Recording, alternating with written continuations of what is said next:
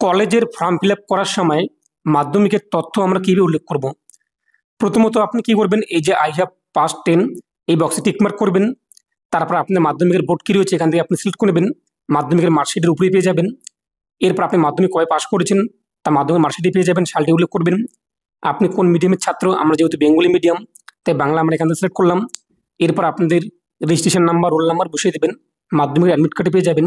এরপর আপনার সাবজেক্ট কী কী রয়েছে তা আপনি এখানে সিলেক্ট করবেন। বাংলা আমাদের যেহেতু ফার্স্ট ল্যাঙ্গুয়েজ তাই ফার্স্ট ল্যাঙ্গুয়েজ সিলেক্ট করলাম, ইংরেজি সেকেন্ড তাই সেকেন্ড ল্যাঙ্গুয়েজ সিলেক্ট করলাম। এরপর রয়েছে অপশনাল এবং থিওরি।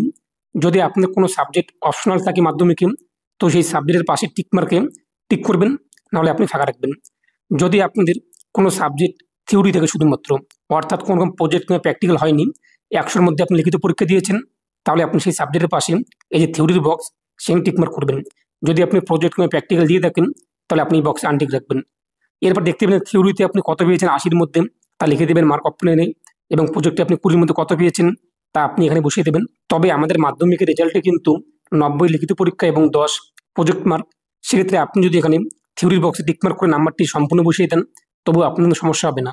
যদি আপনাদের মাধ্যমিকের মার্কশিটে নাম্বার কম রয়েছে, থিওরির বক্সে আনটিক রাখার পর দেখতেই পাচ্ছেন পাস মার্ক 20 নাম্বার পেতে হবে।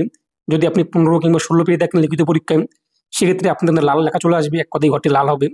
তখন আপনি থিওরির বক্সে টিক মার্ক করবেন সেই সাবজেক্টের পাশে, এরপর সম্পূর্ণ নাম্বারটি বসিয়ে দেবেন প্রজেক্ট এবং লিখিত পরীক্ষার। তো বুঝতেই পারছেন আপনি এভাবে কিন্তু মাধ্যমিকের তথ্য উল্লেখ করতে পারবেন। আরও বিষয়তে জানার জন্য আপনি দেখতেই পাচ্ছেন একটি ভিডিও চলে যাচ্ছে, অর্থাৎ নিচে যে লিঙ্ক দেওয়া হয়েছে সেখানে ক্লিক করে আপনারা কিন্তু ভিডিওটি সম্পূর্ণ দেখে নিতে পারেন।